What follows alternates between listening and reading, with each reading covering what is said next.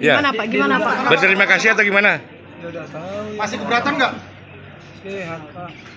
Masih Sehat, dengan Pak, sehat. perubahan ini berterima kasih enggak, Pak? Pak. Ya syukur Pak. Syukur Pak.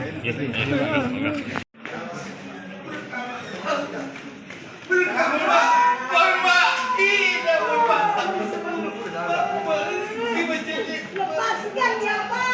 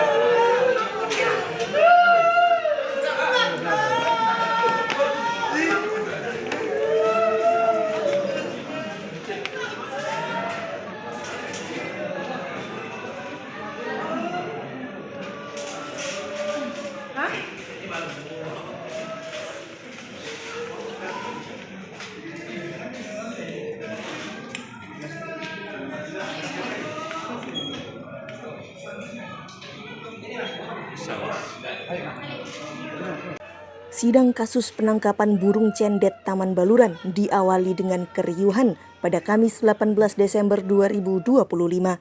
Pengadilan didemo Persatuan Mahasiswa Islam Indonesia. Keluarga terdakwa kakek Masir pun tak henti-hentinya menangis. Sang istri bahkan terlalu lemah dan harus tumbang seusai sempat memeluk kakek Masir. Kakek Masir sendiri tampak belum begitu stabil, sehingga saat menghadapi awak media, dirinya hanya mampu merintih. Dia hanya mampu mengingat kondisinya yang sudah terlalu sepuh di usia ke-75 tahun. Saat memasuki ruang sidang pun, kakek Masir justru berjongkok di lantai sebelum akhirnya diarahkan duduk di kursi. Kakek Masir ialah warga Dusun Sekar Putih, Desa Sumber Anyar, Kecamatan Banyu Putih.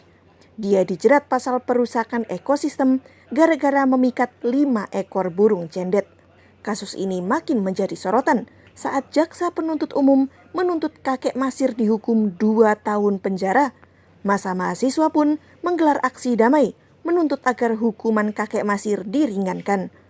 Koordinator aksi Muhammad Hariri Huzaini menyatakan PMII secara gamblang tidak membenarkan perbuatan kakek Masir.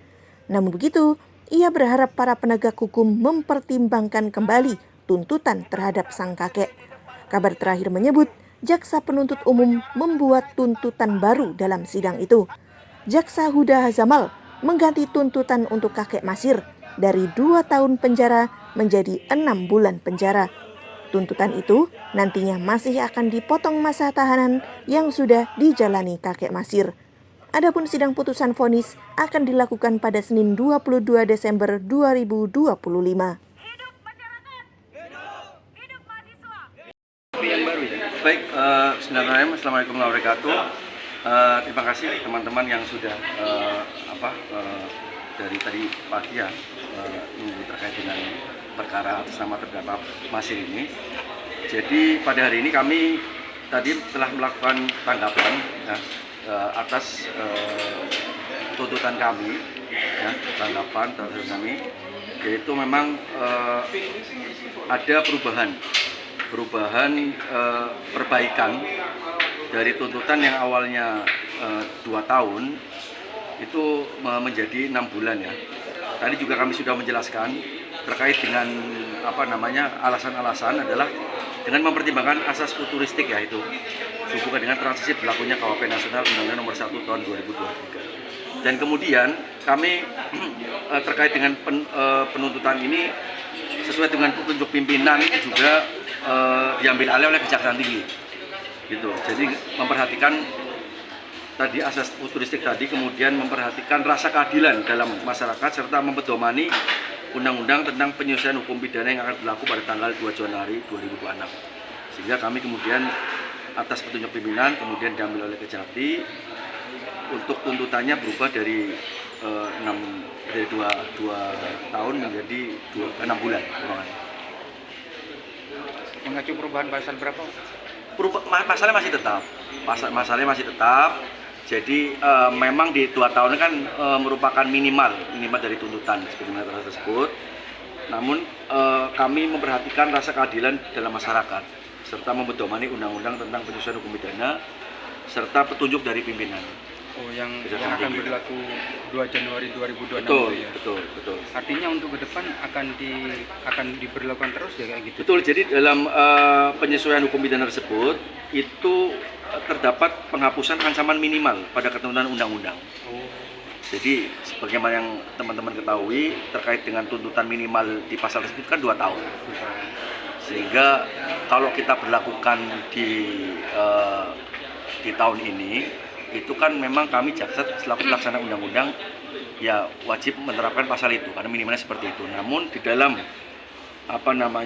penyesuaian hukum pidana ya dengan memperhatikan rasa keadilan juga atas petunjuk pimpinan kami kemudian memperbaiki tuntutan yang semula 2 tahun menjadi 2 bulan. Dengan perubahan tuntutan oleh jaksa, tanggapannya seperti apa ini? Ya, menurut saya tanggapan jaksa ya sangat baguslah. Jadi memperhatikan akan hadirnya undang-undang baru di tahun 2026. Jadi jaksa ini mengedepankan kepentingan kemanusiaan seperti itu. Artinya sangat supres sekali ya tadi. Sangat. Sebenarnya tadi tuntutannya kayaknya diperingan ini. Iya. Tanggapan keluarga seperti apa ini? Ya alhamdulillah, dari tuntutan 2 tahun jadi 6 bulan itu sangat bersyukur, sangat bersyukur. Sangat bersyukur ya. Artinya Bapak terima dengan tuntutan JPU yang 6 bulan itu ya? Iya, sangat bersyukur. Jadi masih ada toleransi kemanusiaan di negeri Situbondo ini. Aksi ini tidak lain dan tidak bukan. Ini adalah bentuk kepedulian kami terhadap rakyat, sama rakyat kecil. Dengan berbagai pertimbangan kami mempertimbangkan segala hal-hal yang kemudian menjadi perkara pada hari ini. Betul dikatakan bahwasanya kehadiran kami ke pengadilan negeri ini tidak membenarkan perilaku ataupun pelanggaran yang sudah dilakukan. Namun perlu kiranya kami berharap dengan turunnya aksi ini aparat penegak hukum dan juga semua yang terlibat dapat mempertimbangkan kembali segala yang akan menjadi tuntutan nantinya terhadap kakek Masih. Karena berbicara tentang kemanusiaan, sosial, orang tua tersebut umurnya sudah kurang lebih daripada 70 tahun. Dan itu yang kami perjuangkan pada hari ini. Dengan segala berbagai sikap kesadaran kami sebagai agent of change, sebagai mahasiswa, tentu kiranya pembelaan terhadap kakek Masih perlu kiranya kami lakukan. Dengan berbagai kajian-kajian yang sudah kami lakukan, dengan berbagai informasi-informasi yang sudah kami dapatkan, dan dengan berbagai data-data yang sudah kami miliki. Harapannya apa sebenarnya? Harapannya tidak lain dan tidak bukan adanya keringanan terhadap putusan nantinya. Jadi kami bersepakat bahwasanya akan siap hingga putusan itu disampaikan, akan siap mengkawal dan terus memperjuangkan kakek Masih. Itulah yang menjadi sebuah tekad kami, dan saya katakan kembali, kami tidak menormalisasikan tindakan yang dilakukan oleh kakek Masih. Download Tribun X sekarang, menghadirkan lokal menjadi Indonesia.